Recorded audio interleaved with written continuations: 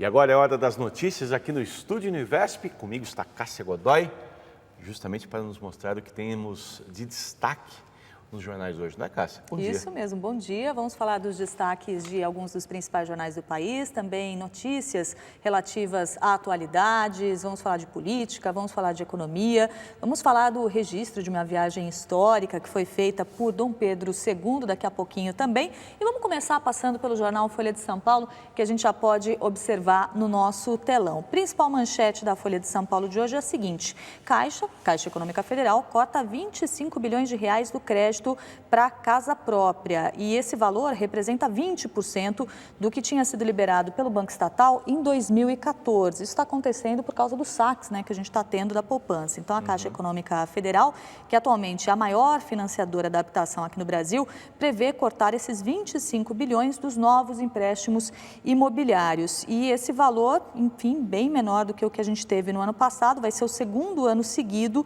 de recuo nos créditos da Caixa para habitação. Então, situação um pouco mais difícil para quem pretende conseguir, principalmente com juros vantajosos, um financiamento habitacional. A Caixa Econômica Federal ela é conhecida por praticar juros bastante interessantes, né, para quem está procurando essa modalidade de financiamento, mas a expectativa que se tem agora, com essa diminuição de recursos para o crédito habitacional, é que talvez daqui a um tempo a Caixa já não tenha essas taxas tão vantajosas assim e passe a competir mais, ou os outros bancos passem a competir em condições melhores com a Caixa por esse tipo de crédito, Simão. Muito bem. E essa foto? Essa foto bonita que a gente tem aqui, do símbolo dos Jogos Olímpicos. O que aconteceu ontem no Rio de Janeiro? Foi a inauguração dos Anéis Olímpicos da Rio 2016, no bairro de Madureira, que foi chamado de coração do subúrbio, de acordo com o prefeito Eduardo Paes. Essa peça tem 25 metros de altura, veio de Londres e foi ontem a inauguração. A gente vê aqui os fogos de artifício por trás dos anéis dos Jogos Olímpicos que vão ser realizados no Rio de Janeiro. A gente tem uma outra manchete muito importante também na Folha de São Paulo de hoje, que é essa aqui, ó: Lei britânica torna crime empregar imigrantes ilegais. Então, a legislação britânica endurecendo, né, em relação aos imigrantes ilegais. Vai ser crime agora empregar essas pessoas. Vou abrir aqui o detalhe da notícia para a gente olhar um pouquinho melhor. E é curioso que a gente tem duas iniciativas bem diversas acontecendo em diferentes partes do mundo em relação a esses imigrantes ilegais. A primeira delas é essa lei britânica que vai fazer, por exemplo, com que as autoridades possam até confiscar salários de imigrantes ilegais, né, que sejam flagrados nesta condição. E, por outro lado, enquanto a gente tem esse endurecimento na Inglaterra, a gente tem uma situação que parece ser de maior tolerância acontecendo na Malásia. Na Malásia também a gente tem essa questão de imigrantes ilegais, por exemplo, pessoas que tentam chegar de Bangladesh para a Tailândia ou para a Malásia, pessoas que tentam chegar de Myanmar também. E até a semana passada havia uma situação de intolerância em relação a esses imigrantes, que eram até mandados de volta, às vezes sem nem a embarcação chegar ao país que eles estavam tentando alcançar. Agora, o premier da Malásia disse que vai resgatar todos os imigrantes que estiverem à deriva. Foi realizada ontem uma reunião, né, por esses países asiáticos. A Tailândia meio que se absteve, não quis assumir nenhum compromisso. E a Malásia tem uma expectativa agora de que haja alguma espécie de acordo para tentar distribuir essas pessoas entre esses países. Esse acordo ainda não existe, mas foi anunciado ontem esse compromisso do governo da Malásia de pelo menos acolher essas pessoas que estiverem aí à deriva no mar tentando chegar ao país. E é um assunto que vem crescendo nos últimos dias, não é, Cássia? A gente começou acompanhando a história das pessoas que saíam ali do norte da África, no caminho para a Itália. Agora, enfim, isso vai se espalhando para as outras regiões. E um tema bastante complexo, porque assim como não dá para deixar essas pessoas morrendo no mar ali, também há países com dificuldades, que não sabem o que fazer com essas pessoas que chegam, muitas vezes com uma dificuldade cultural de adaptação e de trabalho. E também tem a questão, a Inglaterra, pelo menos me pareceu surpreendente isso, porque a Inglaterra hoje tem um contingente muito grande de estrangeiros. É verdade. De muitos empregos que são muitas vezes aceitos só por pessoas que estão chegando ao país. É um ponto importante. Tem até um filme que mostra os Estados Unidos tem uma condição diferente, tanto que os hispânicos dos Estados Unidos hoje representam uma parcela significativa que não só ocupam empregos menores, mas uma característica cultural. mas também econômica. Tem um filme que mostra como ficariam os Estados Unidos, especialmente a região oeste dos Estados Unidos, a Califórnia especialmente, se os imigrantes fossem embora do país. O país teria um grave problema econômico, de falta de serviços, de ocupações que normalmente os americanos não topam, aceitam, né? e que estão relegados ali aos hispânicos, aos mexicanos.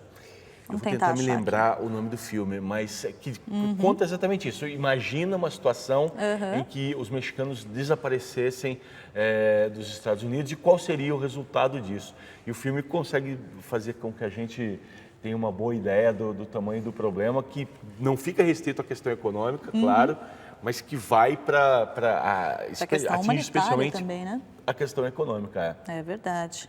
Bom, depois a gente vai tentar Um Dia Sem Mexicanos. Um Dia Sem Mexicanos, achei o nome do exatamente filme. isso. Bacana, interessante, vou assistir. Bom, já que a gente já passou aqui pela Folha de São Paulo, vamos agora passar para o Estadão, o Estado de São Paulo. A gente tem na capa do jornal Estado de São Paulo, base aliada trava a votação do ajuste fiscal no Congresso, né? E aqui a gente tem... Travou porque tinha o risco de perder, né? Exatamente. Achou que não ia conseguir fazer passar, achou melhor segurar, e agora a expectativa é para a semana que vem, Para a semana que vem. Expectativa terça ou quarta-feira da semana que vem. Então, o que está sendo chamado de ajuste fiscal, uma série de medidas aí que tornam, por exemplo, mais difícil o acesso ao seguro-desemprego, também muda a questão do abono salarial. Essas medidas todas ficaram para a semana que vem. Então, o que prevê também esse projeto, além dessas duas coisas que eu já disse, rever a desoneração da folha de pagamento para as empresas, ou seja, aquele tipo de medida que faz com que as empresas que queiram formalizar trabalhadores, registrar todo mundo direitinho, tenham um desconto ali no tributo. Isso vai ser revisto também por essa medida. Lembrando que amanhã termina o prazo legal para o Palácio do Planalto definir os cortes no orçamento que devem ser feitos para tentar melhorar a situação econômica do país, fazer com que haja aí uma economia de recursos. Cássia, só duas coisas. Eu quero também chamar a atenção para outra manchete, mas isso, muitas vezes, por exemplo, sei lá, o PMDB, o governo reclama da base, que não vota com o governo, coisa e tal. Mas o PT não consegue fazer nem que os próprios deputados do partido ou senadores acompanhem. Eu vi hoje de manhã mesmo o Lindenberg Farias dizendo, talvez a gente tenha que substituir o ministro. Daí eu sou deputado de outro partido e falo, bom, se vocês mesmos não se ajeitam, vou eu aqui, né, votar em algo impopular. E só uma coisa bem rápida, Cássia, antes da entrevista, tem aqui embaixo do Estadão, a gente pode até ver a notícia do médico que foi morto ali na Lagoa Rodrigo de Freitas, no Rio de Janeiro. E eu queria chamar a atenção, normalmente, não só para o episódio, que é terrível, mas para como a imprensa, as pessoas olham para isso. Diz aqui, esfaqueado por assaltantes quando pedalava ao redor da Lagoa Rodrigo de Freitas, o médico Jaime Gold morreu ontem. A Lagoa receberá competições de remo e canoagem na Olimpíada de 2016. E daí? Tanto faz, que vai ter Olimpíada, não importa.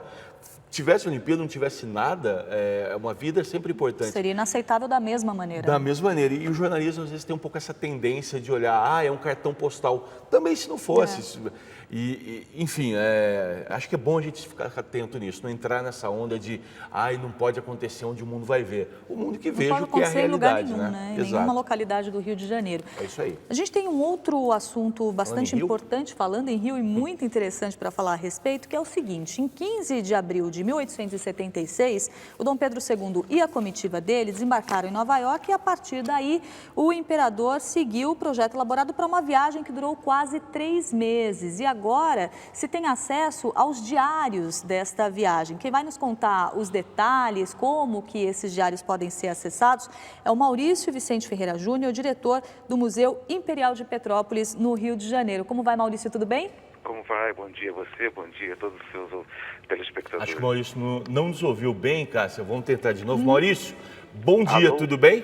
Alô, bom dia. A gente é que está ouvindo baixinho, agora? Maurício. Enquanto a gente melhora a condição técnica, já vou partir aqui para a primeira pergunta, já agradecendo, Maurício, a sua disponibilidade em conversar conosco. Foi durante essa viagem que o Dom Pedro II teve contato com a invenção do telefone, foi isso? Alô, bom dia. Estão bom me dia, ouvindo agora bem sim. agora? Agora muito perfeito. bem. Sim, perfeito. Essa viagem teve início no dia 15 de abril de 1876. Na verdade, foi a segunda viagem de Dom Pedro II ao exterior, mas ela começou justamente pelos Estados Unidos, país que ele percorreu de leste a oeste, oeste a leste. Foram 3 meses viajando de trem, viajando de navio, de barco.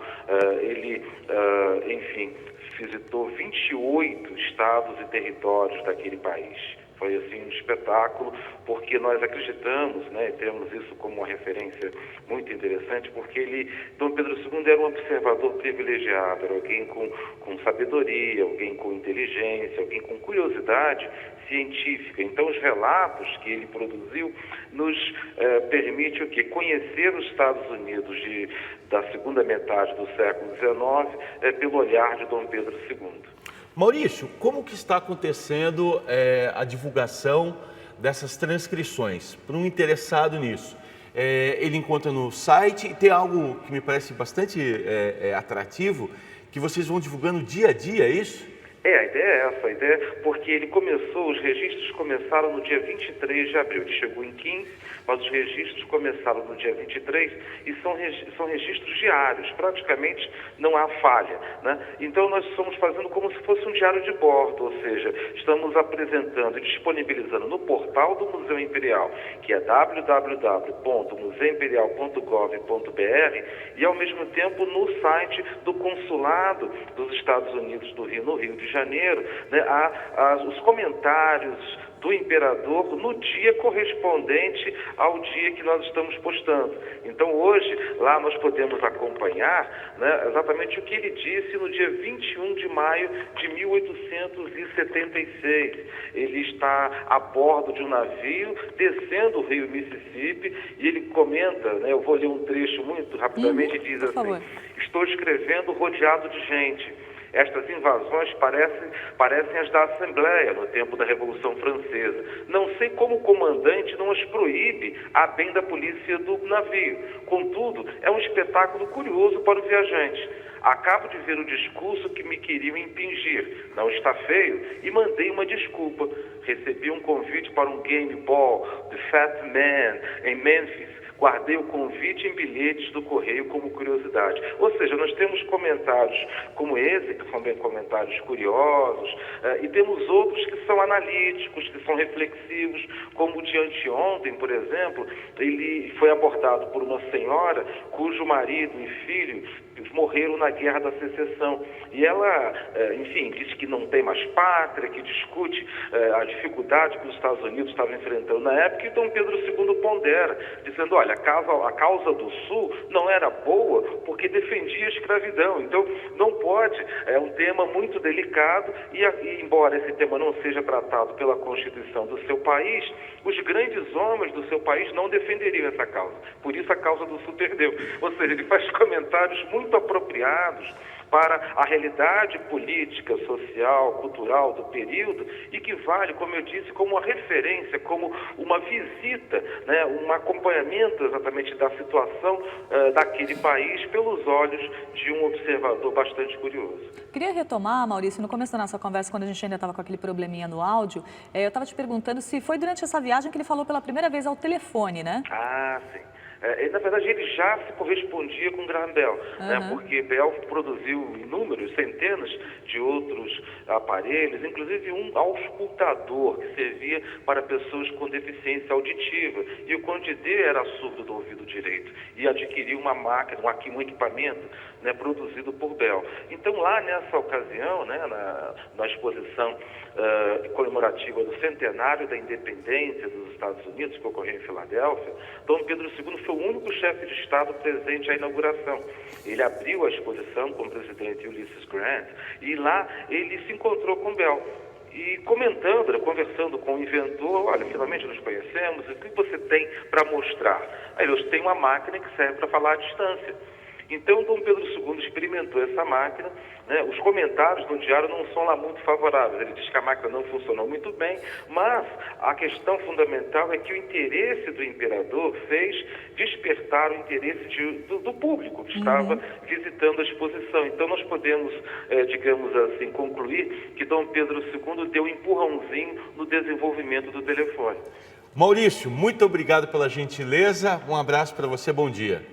Obrigado a você e todos os seus ouvintes e telespectadores. Obrigado. Bom dia.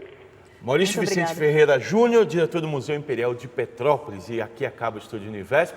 mas amanhã tem mais. Às 9 da manhã, mais Estúdio Univesp. Desejo para você um bom dia. Logo mais às 9 da noite tem a reapresentação do programa Literatura Fundamental. Aproveite bem a sua quinta-feira. Um bom dia. Tchau.